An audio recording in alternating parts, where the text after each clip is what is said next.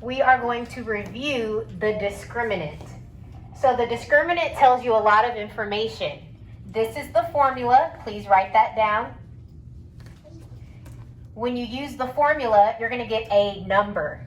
And this number, depending on if it's positive, 0, or negative, it'll tell you how many roots you can have and what type of root is going to be.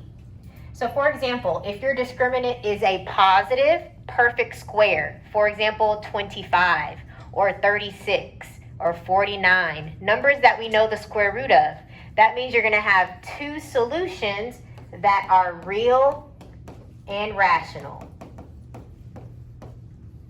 If it's greater than 0, but it's not a perfect square, such as 26 or 37 or 50, we don't know the square roots of these. That means you're still going to have two real solutions, but it's going to be irrational. Okay? So an example of an irrational number is a decimal that goes on forever and it doesn't have a pattern. So pi is an example of a number that the decimal goes on forever and it doesn't have a pattern. That's why they have contests on who can memorize the most. But for example, 1/3, do you guys know the decimal for 1/3? 0.38. And it just continues, right? That's a pattern. You can memorize that easily.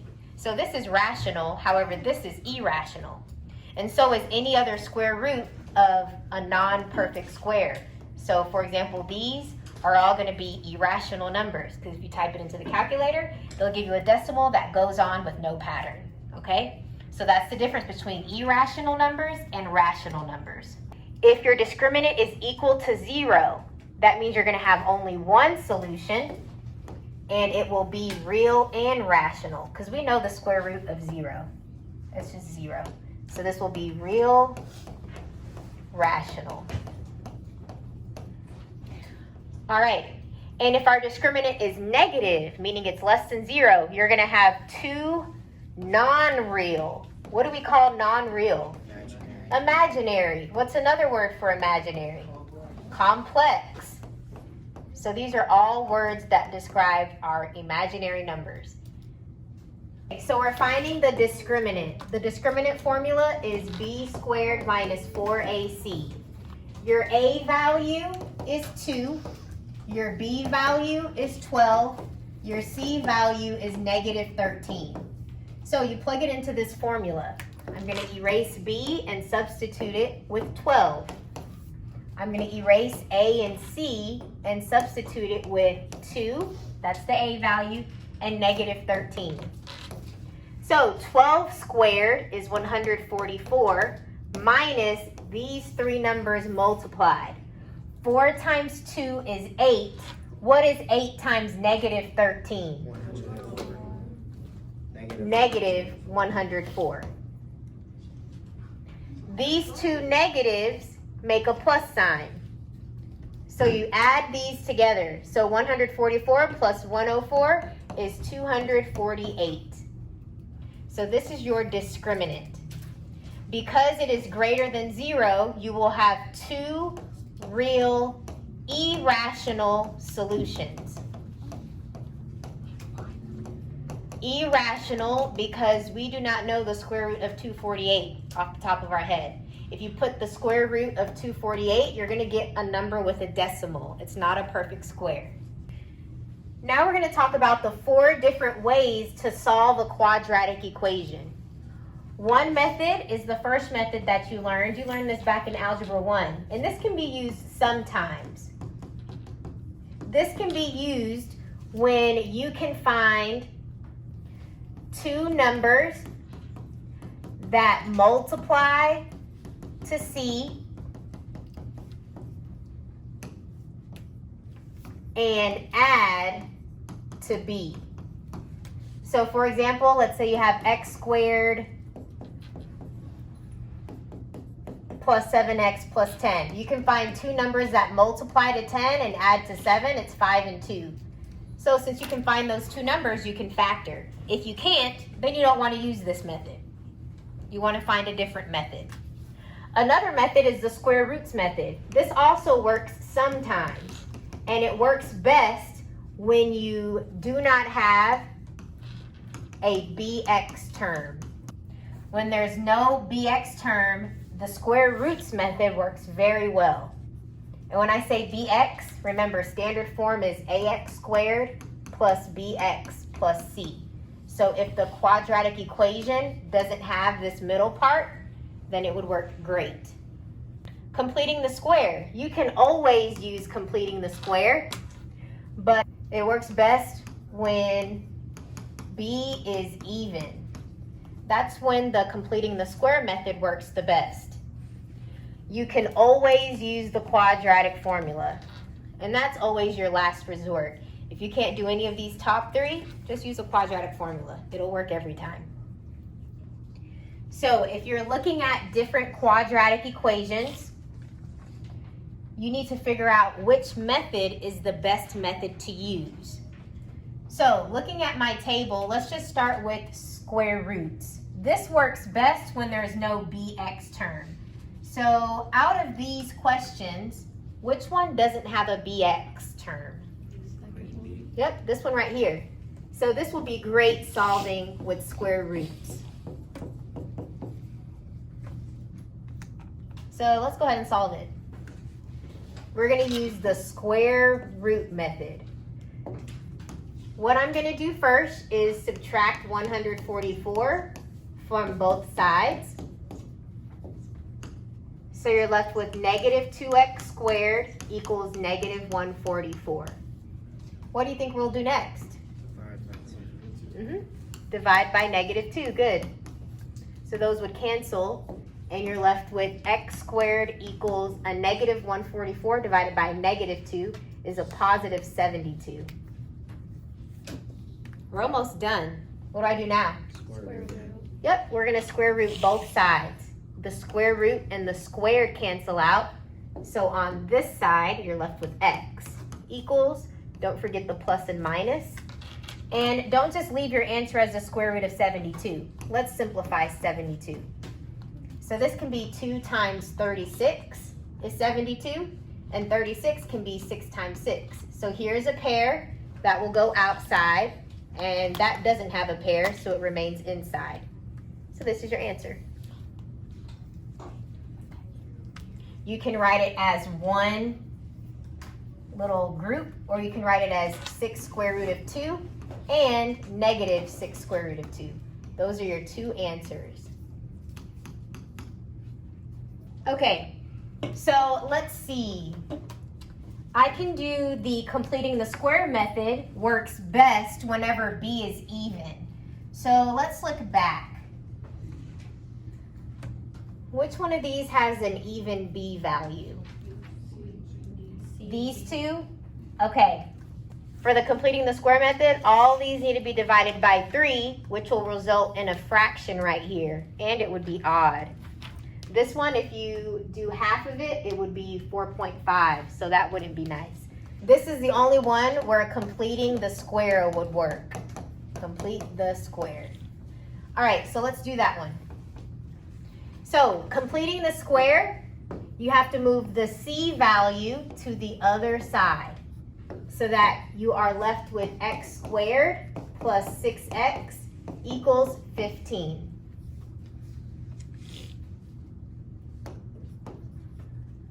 Now let's make this a perfect square trinomial.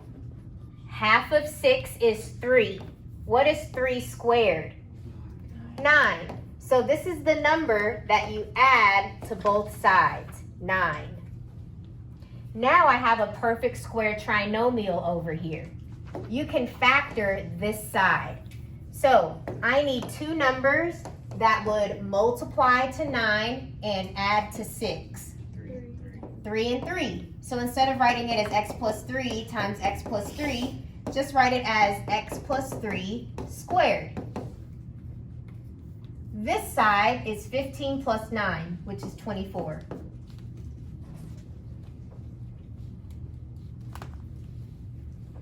From here, you take the square root of both sides. The square root cancels out with the squared, leaving you with x plus 3 equals plus or minus, and let's simplify the 24. So you can do 3 times 8, and then 2 times 4, and then 2 times 2. So that's a pair that will go outside. These don't have a pair, so what do you do with those two? Multiply. Yep, multiply them. It'll be 6 on the inside.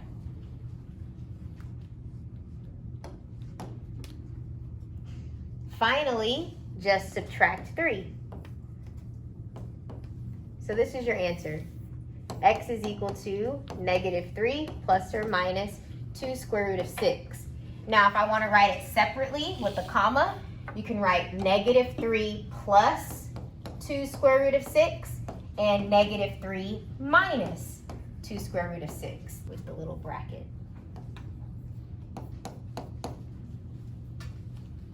All right, so for this top one, let's see if we can just factor it.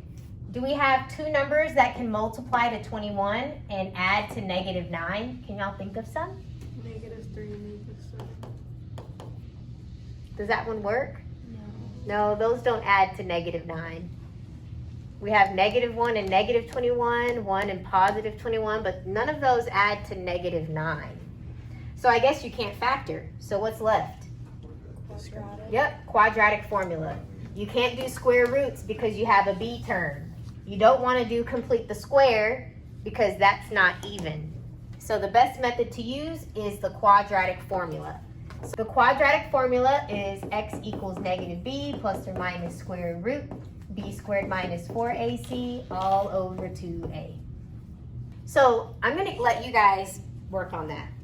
Your a value is 1, your b value is -9, and your c value is 21. So if we want to find the discriminant, b squared minus 4ac, this is just the section that's underneath the square root symbol. So your b value is a -9. Your a and c, replace it with 1 and 21. So -9 squared is 81 minus these three numbers. 4 times 1 times 21 is 84. So you get -3. 81 minus 84, you get -3. So this is your discriminant. That is what you're going to plug in to the quadratic formula up here. Plug in a -3. And then your b value is -9. And then your a value is just 1. So let's simplify this. These two negatives make a positive. So you get a +9 plus or minus. The square root of 3 cannot be simplified, but whenever you have a negative under the square root symbol, what do you put? 5. There you go. And 2 times 1 is 2. So this is your final answer. You can also write it like 9 plus I square root of 3 divided by 2, and 9 with the minus I square root of 3 divided by 2. Yes? Why would the I be on the outside again? Good question. So why would the I be on the outside? The square root of -3 is the same thing as -1 square root of 3. You could break these two into -1 and 3. The square root of -1 is I, and then that's just the square root of 3. Great question. Any other questions? Okay, so this is just the definition of I. The definition of I is that it's equal to the square root of -1. All right, let's go back to our list here. So this one we solved with the quadratic formula. This is the last one left, and we're going to solve it by factoring. Okay, so how to factor? First, I need to do 3 times 7, which is 21, and my b term is -22. What are the two numbers that will multiply to 21 and add to -22? -41 times 1. Perfect. All right. All I have to do, 3x squared will remain the same. The +7 will remain the same. However, I'm going to write -22 as -x minus 21x, because those combined is -22x. So we're not changing the value of the problem, just what it looks like.